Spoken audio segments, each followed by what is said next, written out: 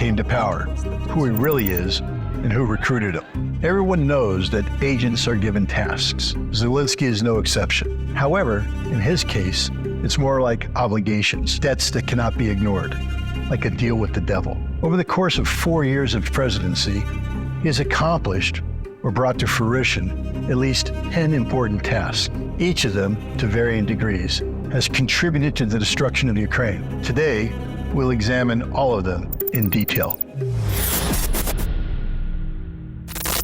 So task number 1, to eliminate the Russian language. If people in the East and Crimea want to speak Russian, let them. Leave them alone. Provide them with the opportunity to speak Russian on a legal basis. Language should never divide our home country. 2014, the words of this charming guy in a t-shirt resonated with many people in Ukraine, not just Russians. There were also many Ukrainians who spoke Russian and feared its prohibition. There were reasons for these concerns. Immediately after the Maidan protests, the Verkhovna Rada decided to repeal the law on the principles of the state language policy. This law had been in effect since 2012 and granted regional status to the Russian language in areas where it was the native language for at least 10% of the population. The repeal of this law became one of the reasons for the secession of Crimea and the civil war in the Donbas region.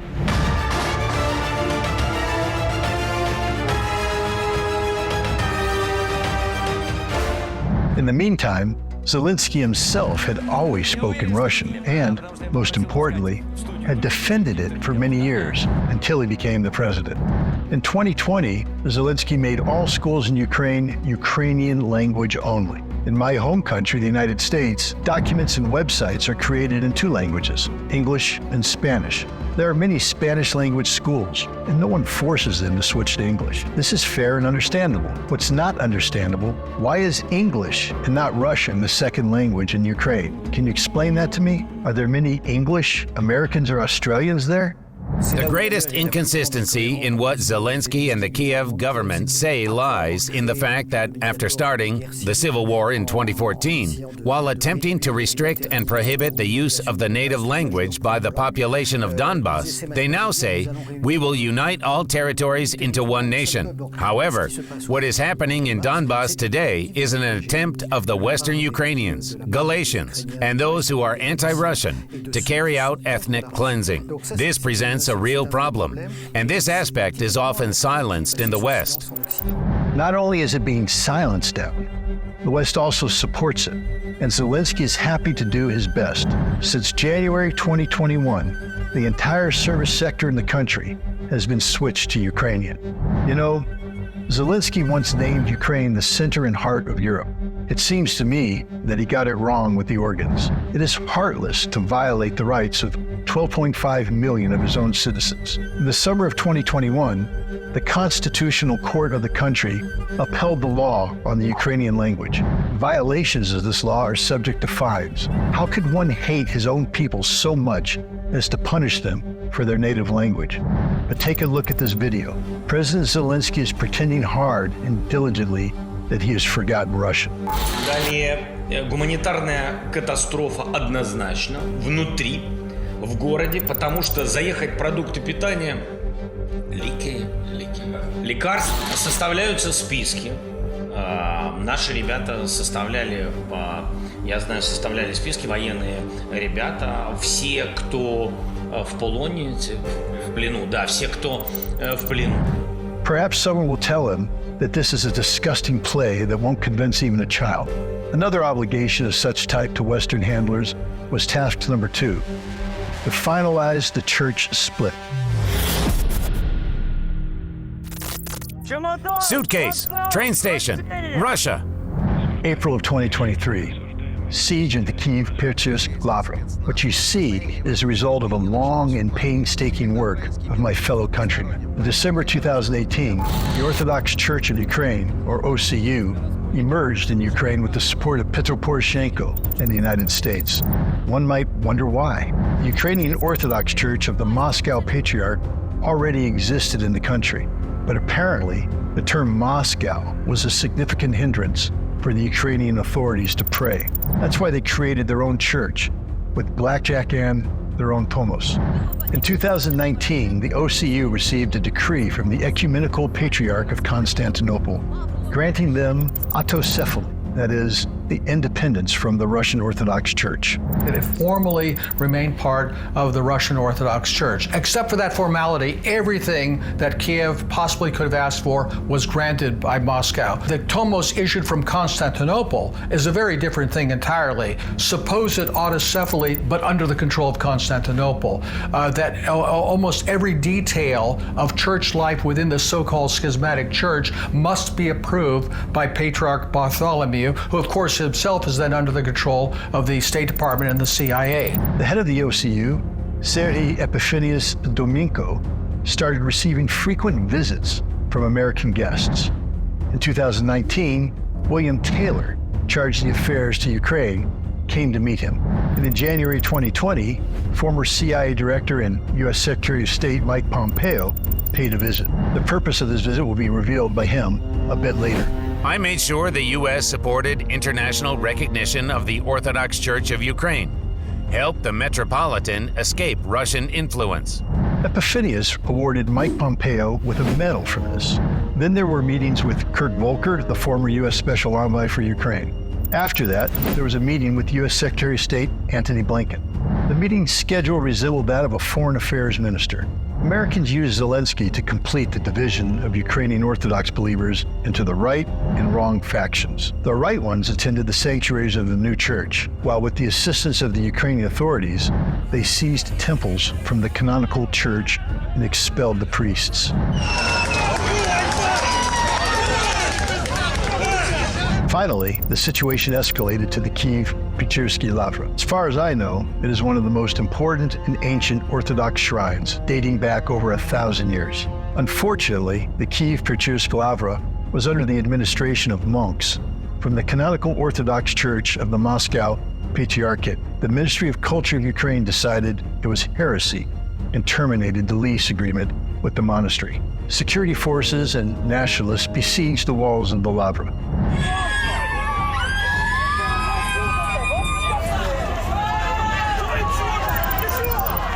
Now, the canonical Ukrainian Orthodox Church is under the threat of prohibition, and Volodymyr Zelensky continues to train his persuasive skills in his speeches. Today, another step has been taken to strengthen the spiritual independence of our state and protect our society from old and cynical Moscow manipulations with religion. Ukraine is a territory of the greatest religious freedom in our part of Europe. It's been very successful in creating, I would say, kind of a fake Ukrainian, artificial Ukrainian identity that is hostile to Russia, that defines itself in opposition to a Russian identity. It grew somewhat during the Soviet time, but really has taken advantage of the last period since 1991, since Ukraine became an independent state. In this substitution of Ukrainians' identity, common roots are being torn apart, and common shrines are being violated. The great victory over the Nazis in 1941-1945 had always united this nation. Even Volodymyr Zelensky recalled it not long ago. You know, my grandfather, Simeon's brothers, and their families were killed by the Nazis. At that time, my grandfather was at the front. In the end, he endured the entire war and returned as a victor. Volodymyr Zelensky's grandfather, Semyon Ivanovich, commanded a mortar platoon during the Great Patriotic War. In Soviet Ukraine, people like Semyon Zelensky were glorified with monuments and memorial sites. However, under Volodymyr Zelensky, all of these monuments have been destroyed, as it was in the 1940s under Hitler. Rewriting history has become the third task for Zelensky. Victory Day on May 9th was replaced with Europe Day by the President of Ukraine. If he remains in power a little longer, I am certain that Ukrainians will start celebrating July 4th, the Independence Day of the United States, together with us.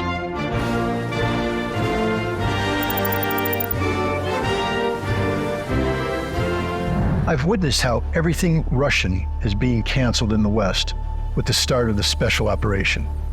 Flags, poets, artists, musicians, They've all been banned. I am convinced that this was a planned campaign. The same thing happened in Ukraine, and it became another tool of division. Хочу вот убрать Ленина и поставить. I want to remove Lenin and instead put someone who will be admired by everyone in the country. Это называется It's called literary characters. Definitely not politicians. Что мешает Булгаков? Кто? What's stopping you? Bulgakov? Ukrainian? Ukrainian. If you want to rub it into your neighbor, put up Gogol. Gogol, Bulgakov. Under President Zelensky, Bulgakov was officially labeled as Russophobic, and his memorial plaque was removed from the wall of a university in Kyiv. Writer Nikolai Ostrovsky, who apparently came from Ukraine, didn't satisfy him either. Scientist Mikhail Lomonosov, writer Maxim Gorky, and finally, Alexander Pushkin. The great writer was the one who offended Ukrainian authorities the most. But what about freedom of speech and the media? It was precisely this issue that the head of MI6 discussed with Zelensky during their face-to-face meeting in London. There, Zelensky was given task number 4. I personally stand for freedom of speech, and you know that very well. I will never in my life shut down any channels. I don't have the right. I don't have the authority. Just a year and a half later, with full belief in the circumstances presented, following the teachings of Stanislavski, he made the following statement. This trio of channels contain talking armies that deceived and brainwashed you very professionally.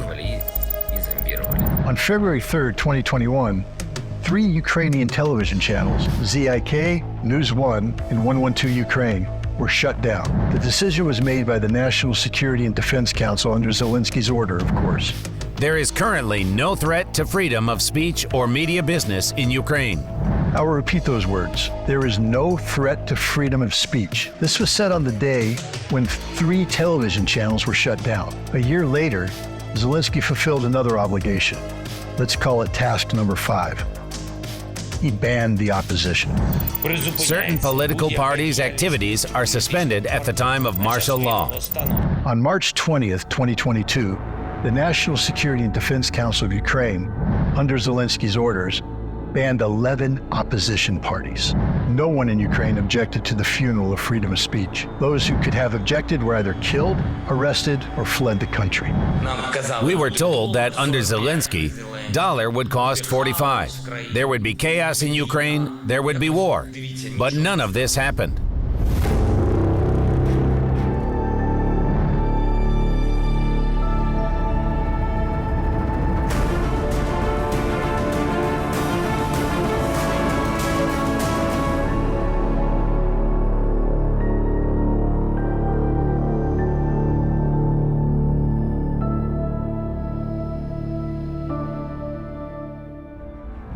Zelensky is not much of a prophet. Although in 2019, there was no order on the organization of training for a battalion tactical group of the 4th Operational Brigade to carry out combat special tasks in the Joint Forces operation as part of the armed forces of the Ukrainian Brigade. This is a secret document confirming Ukraine's preparation for an attack on Donbass in March 2022. Evidence can be found in other documents as well, including the new military strategy approved by Zelensky after the meeting at MI6, which we discussed in the first episode. We see words from Oxford Dictionary and a term existential threat, never used before. Also, for the first time ever, we see in this document the use of population as a human shield. The document stated that Ukraine should prepare for active offensive actions to liberate Donbass. It was clear that the war till the last Ukrainian was being planned. As you can see, the provocation was successful. Russia struck a few days earlier than Ukraine, and Zelensky was taken aback and frightened. On my way from the Kremlin, I called Zelensky and said, "Listen, I just came from a meeting. Putin has no intention of killing you." Zelensky asked, "Are you sure?" I replied, 100% sure. 2 hours later, Zelensky returned to his office and recorded a video saying, "I'm not afraid. Everyone's in place. We're all working." The president doesn't leave Kyiv and stays with the people. What an artist dies.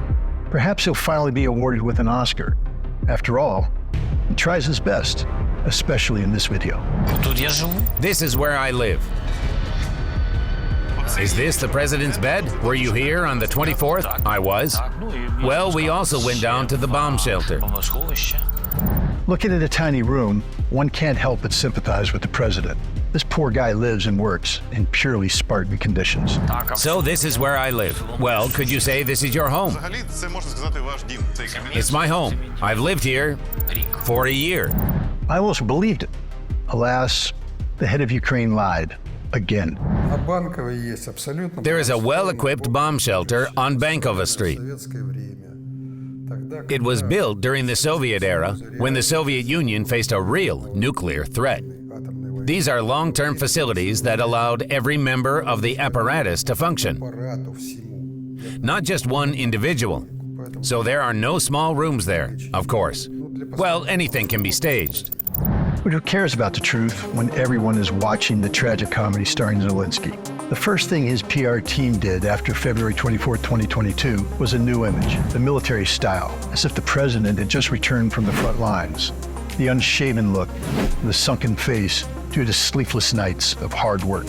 However, narcologists would argue all the signs of cocaine abuse are evident. Constant nose sniffing and inappropriate reaction. Speech is solely from the prompter. But British specialists took precautions. They even created a hologram of the Ukrainian president.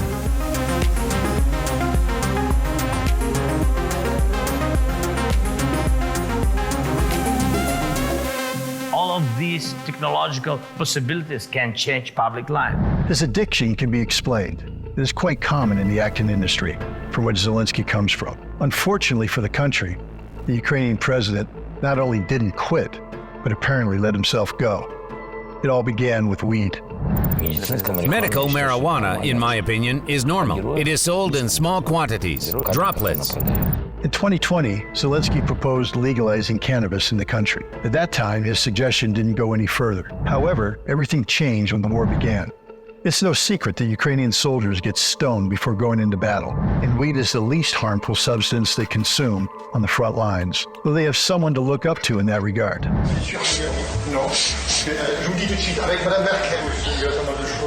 This is very pleasing to American and British intelligence agencies. It would be a sin not to take advantage of a drug-addicted president for their own purposes. He is completely manageable. I suppose that Western handlers supply him with the purest drugs. It brings to mind the Opium Wars when England, in order to advance its interests, addicted almost the entire Chinese elite to drugs.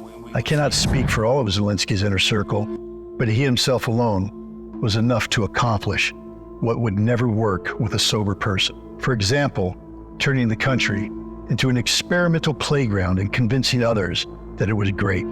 We are interested in testing modern systems in the fight against the enemy, and we are inviting arms manufacturers to test their new products here. So I think for our partners in Poland, in the United States, France, or Germany, it's a good chance to test their equipment. The sixth goal Zelensky was tasked with was to turn Ukraine into a testing ground, not only for weapons, but also for experiments on people.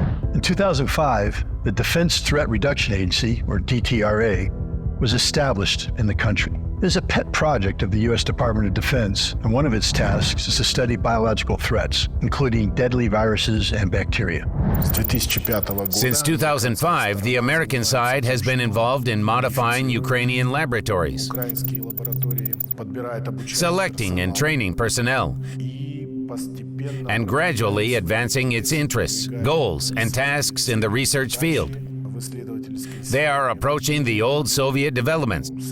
The collection of pathogens and strains in Ukraine, remaining from the Soviet Union, was estimated at $2 billion. The American side did everything to obtain this collection. After the Maidan, the DTRA expanded its operations in Ukraine with the assistance of Elena Suprin, a U.S. citizen and the daughter of Ukrainian immigrants. In Ukraine, she served as the acting Minister of Health. Suprin opened the doors of all biolaboratories in the country to Americans, and even allowed to establish new ones. From that moment, mass experiments on Ukrainians, both civilians and military personnel, have begun. And in the documents of the DTRA, a new abbreviation appeared, UP, which stands for Ukrainian Project. There were genetic samples collected in large quantities from 4,000 servicemen of the Ukrainian army from different regions of the country, north, south, west, east, including Kiev, Odessa, Kharkiv, and Lviv, with 1,000 individuals in each city participating in this blood donation. This was part of the UP8 project. Officially, it was presented with benevolent intentions, namely to determine human body resistance to specific pathogens depending on the region of the country.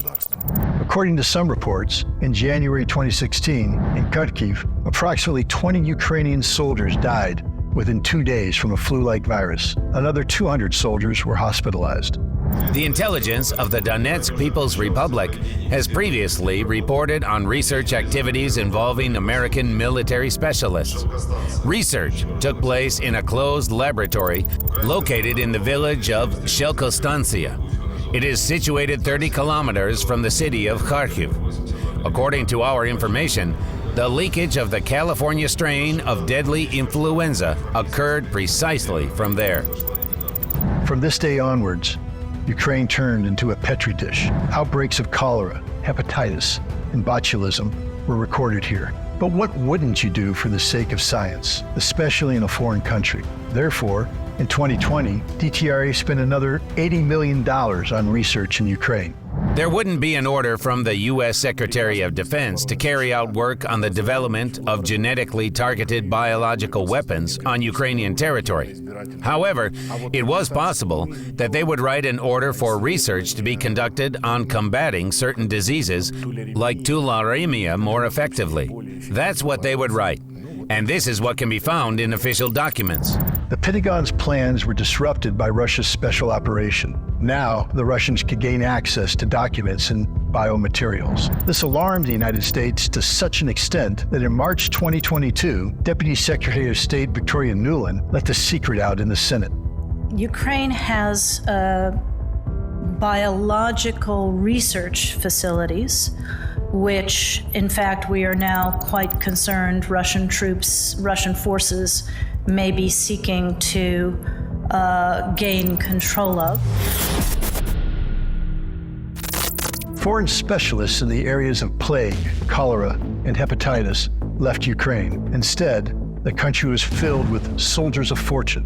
However, these guys have been welcome there since the days of the Maidan. This became President Zelensky's 7th commitment. In 2015, the orbital operation was launched. It was a British training program for the armed forces of Ukraine, conducted, of course, in accordance with NATO standards.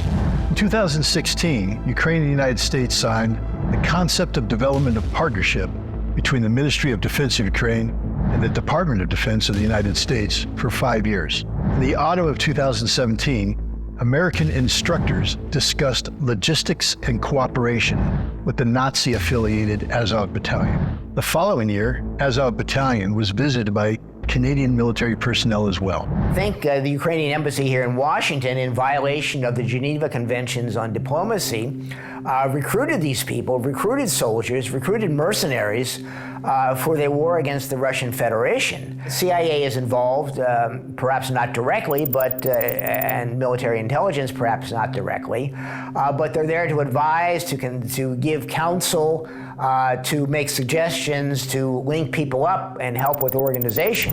A year ago, NATO Secretary General Jens Stoltenberg stated that NATO had trained tens of thousands of Ukrainians. They have trained Ukrainian troops for years, so tens of thousands of Ukrainian troops are now at the forefront, being trained also for several years, being trained by NATO allies, and they're now at the front fighting against invading Russian forces. In February 2022, hundreds of foreign mercenaries joined them. Among them was the communist and anti-fascist John McIntyre, who served in the U.S. military, like myself. He arrived in Ukraine with the sole purpose of gathering evidence of crimes committed by the armed forces of Ukraine and sharing it with the world. Throughout this time, John risked his life, as he could be exposed at any moment. A year later, he managed to escape to Russia. I can't remember if it's Stavki or Svatki. I can never remember, but I actually seen a church that was blown up. It was so sad to see. I mean, it was the most beautiful church I'd ever seen. They say, oh, that's the Russian church. Yeah, so that's the wrong kind of church because they speak the wrong kind of language, you know. John said that a mercenary in Ukraine earns around $1,350 per month. However, if a mercenary in Ukraine is involved in combat operations, he gets $3,500 a month. That kind of money, one can kill even unarmed people with impunity. There was 3 soldiers, Nazar Kuzmin, Rico Chavez, and Aurelio from France. Basically, they took, I believe, 2 or 3 Russian POWs, and they put them in like a trench in the position, and they shot them in the back of the head. And they taken, the reason I've seen this video and photographic evidence is because they take this and they post this to a pro-Russian Telegram channel.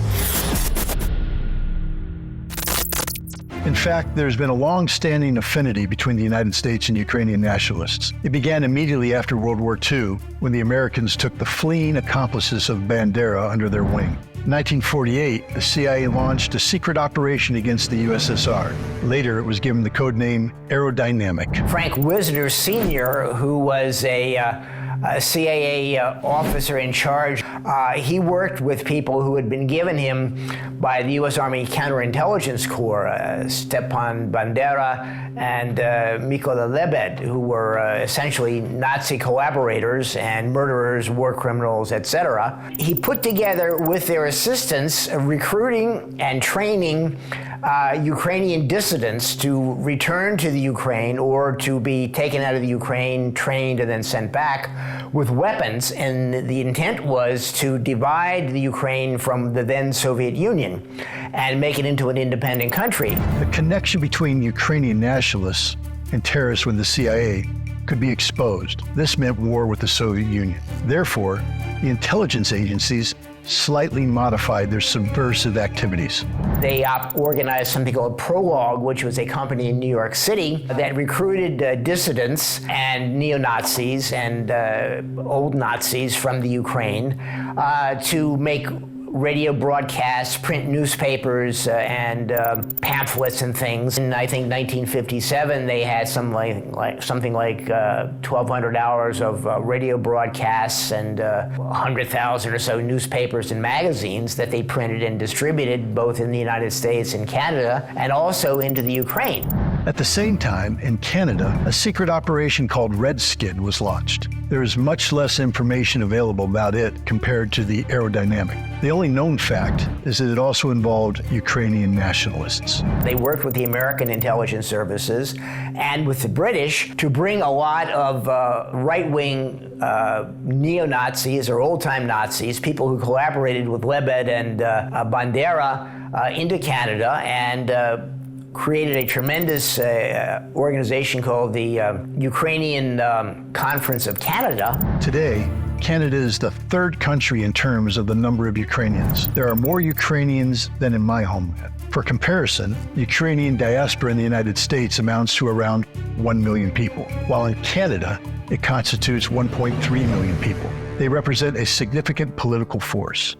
And, of course, they lobby for the interests of Kyiv and the right-wing radicals in the country. What surprised me is that the descendants of some nationalists are shaping Canada's policies today. For example, Deputy Prime Minister and Minister of Finance, Chrystia Freeland.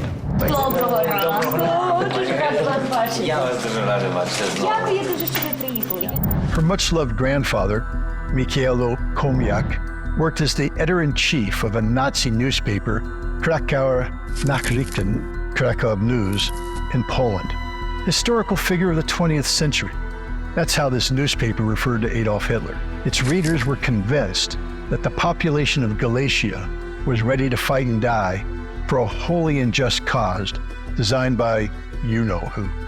Undoubtedly, children are not responsible for the actions of their parents, but Freeland calls her grandfather not a criminal, but a victim of the Soviet regime, of course. In 2016, Freeland paid tribute to her ancestor on Twitter. It turns out that her grandfather worked diligently to restore freedom and democracy to Ukraine by supporting Hitler and the Holocaust, I suppose. Freeland herself made a contribution to the destruction of the USSR. In the 1980s, she brought anti-Soviet propaganda materials money, and video and audio recording equipment to Soviet Ukraine for local nationalists. As a result, she was banned from entering the Soviet Union. Today in Russia, Freeland is also considered persona non grata. However, in the West, her photo with a flag of the Ukrainian Insurgent Army, a terrorist organization, does not hinder her political career. It was Freeland, together with former Prime Minister of the United Kingdom Boris Johnson, who convinced Western European countries to quickly supply weapons to Ukraine.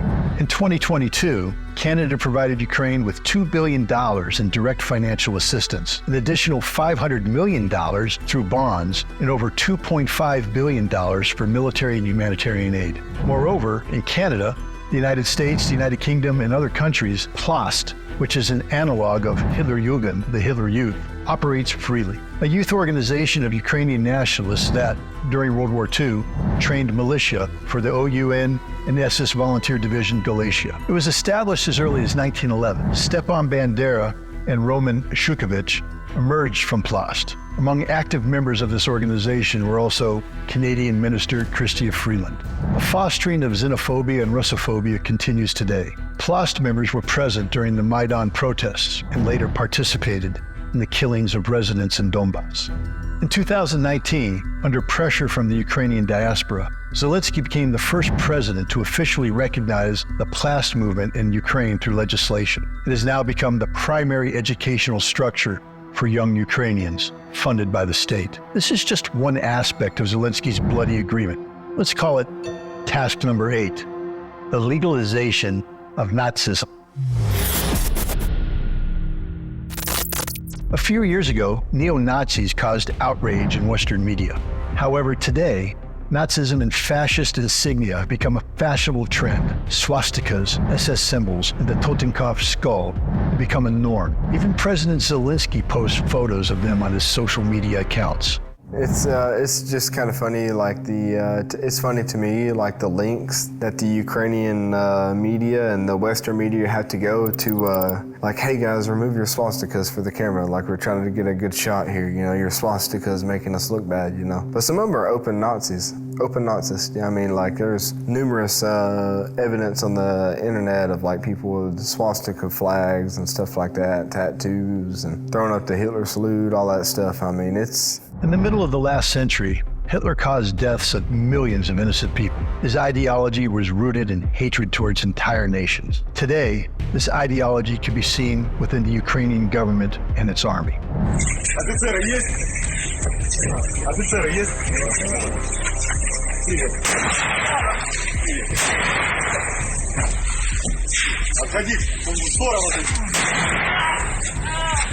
Basically, you know, you have this culture of like Stepan Bandera and like, oh, Hitler was good and so on and so forth. I've asked them like, okay, you know, you're fighting side by side by all these Polish guys, you know, like you genocide like, you know, 100,000 Polish and Jewish, you know, why are you Nazistic, you know? And they say, oh, well, this was war, this was way back.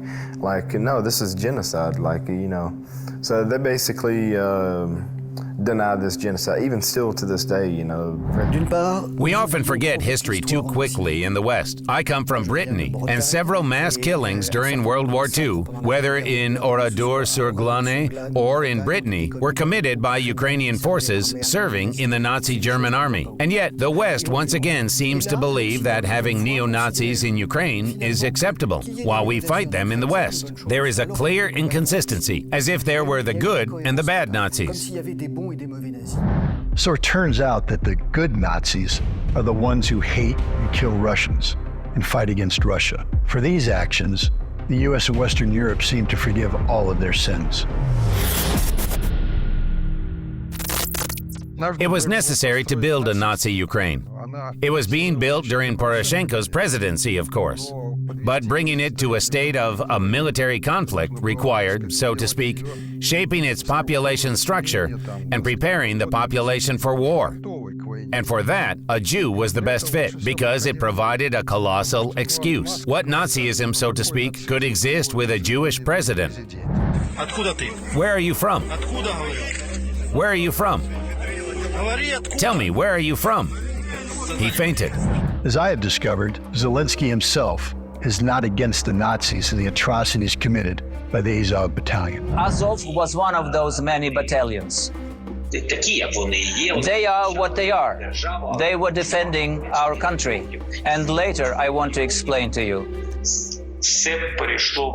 Everything from all the components of those volunteer battalions later were incorporated into the military of Ukraine. Most likely, you haven't heard about it. The TV channel cut out the journalist's question and Zelensky's response. A Jewish president should not respond in such a manner about those who rob and kill unarmed people. We remember the main thing is the picture. Western partners even overlooked the fact that the president of Ukraine and his associates robbed their own army and the supplied weapons. They want to offset the expenses through Ukrainian land. This is Agent Zelensky's 9th task.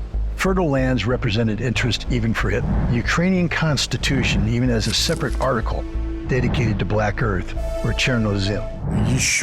Even during my time there, in the central office, I heard that the same Monsanto Corporation set its sights on the entire south of Ukraine, from Odessa to Mariupol. During the conflict, it seemed to me that over 30% of major Dutch corporations were present there. Land was actively sold to companies like Cargill and other global corporations that were operating in the region. For example, Cargill's revenue in 2022 amounted to $165 billion. The GDP of Ukraine as a whole in 2021, before the war, amounted to approximately $200 billion. Until 2021, there was a moratorium on the sale of land in Ukraine. It was extended 10 times during that period, and land was leased out. However, Zelensky urgently needed loans. The IMF offered money in exchange for lifting the moratorium. Ukrainians were afraid that foreigners would start buying up land. In November 2019, the president, perhaps still in the role of the righteous screen character Goloborodko, hurried to reassure the people. Foreigners and companies with foreign founders will be able to purchase Ukrainian land only if the consent of the Ukrainian people is granted through an all-Ukrainian referendum. Spoiler, there was no referendum. In July 2021, the moratorium on the sale of land was lifted. Yes, foreigners do not have a formal right to buy land, but there is a loophole. Technically, Ukrainian companies under foreign control can make purchases. In our country, this is called a straw man. It exists everywhere in the world, where local residents can protect themselves to some extent. In such cases, a fictitious person, a straw man, is employed, and you act as you please. In February 2018, the Institute of Agricultural Economics assessed Ukrainian land. It turned out to be inexpensive. $2,500 per hectare was the maximum price, but that's the upper limit. The majority are willing to buy land for $1,000. And here's how much agricultural land costs in my home country. So we're in 2018, black soil. Now let's assess arable land in Western Europe. Same year, 2018. So Ukrainian land is inexpensive. It is nearly 13 times cheaper than the most expensive land, which is in Italy. That's why there is high demand for it among Europeans. It makes sense for them to invest in agriculture in Ukraine, since they have limited access to Chernozem. But why should we be concerned about it? Land in America is fine. This soil is located in Europe, not in the US. If it is removed from the food cycle, Europe will have much less chance of being self-sufficient and acting independently. And that's why there is a plan to reduce Europe's food security in order to better control neighboring countries. The U.S. doesn't need the grain, but they need control. And control comes only when you control food security of other countries. And Ukraine was a very, very successful project from the perspective of the U.S. I would say that Ukraine remains a very successful project for the United States. These are not just agricultural corporations that are making money.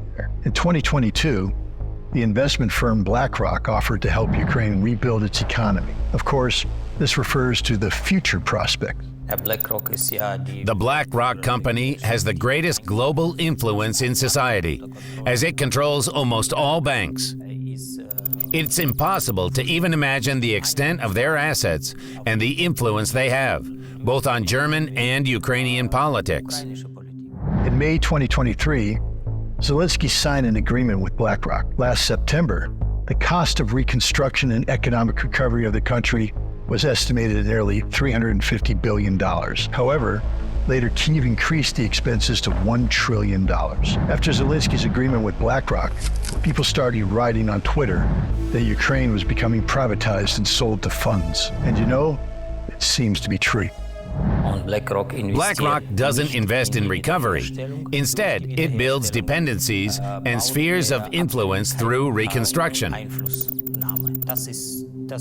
Politics, army, and economy form a three-headed dragon currently running the world.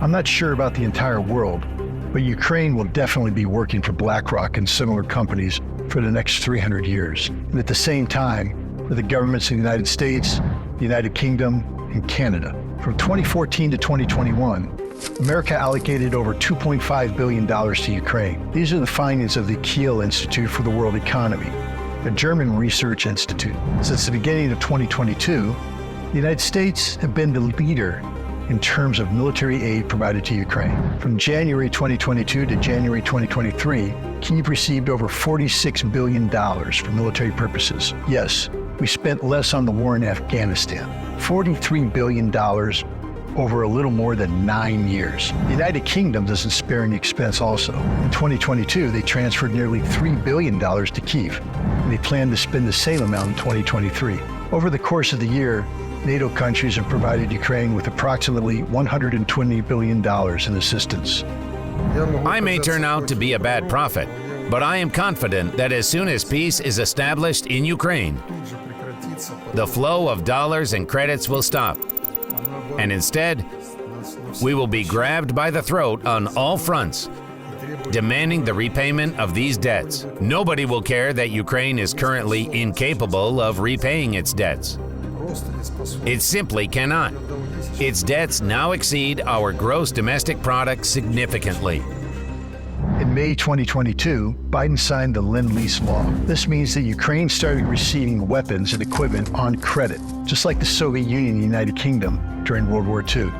Agreeing to this plunder became commitment number 10 for Zelensky in this deal with the devil. The president of Ukraine called it a historic step. I would call it a leap into the abyss. Do you know when Russia repaid its debt to the U.S. for Lend-Lease? In 2006. It took them over 60 years to repay the debt. Ukraine already owes the European Union $132 billion, which is 90% of its GDP. Even freezing payments will not allow the economy to settle its debts on time. Meanwhile, the country is experiencing rampant inflation. Food prices have risen by 26.5%. The poverty rate has jumped from 5.5% to 24%, affecting over 7 million people. The country has lost 1/5 of its territory. And, most importantly, hundreds of thousands of lives have been lost. He ran as a peace candidate. He turned around and betrayed that. And what's always astounded to me is that how he manages to keep so many regular Ukrainian boys going into this war to get themselves killed in a war that they simply cannot win, and yet they keep going. Just in Bakhmut, by the way, the Ukrainians lost more men than the United States lost in the entire Vietnam War. So the rights of millions of citizens have been trampled upon. Ukrainian men are being sent to the front lines to be slaughtered like sacrificial lambs, snatched right off the streets. The Russian language and culture have been practically eradicated. The canonical church is on the verge of being outlawed. The country has been turned into a safari for foreign mercenaries and a testing ground for bloody experiments. Agent Volodymyr Zelensky has accomplished the tasks assigned by foreign intelligence agencies. The question is, will those in power still need someone who knows too much and wants too much?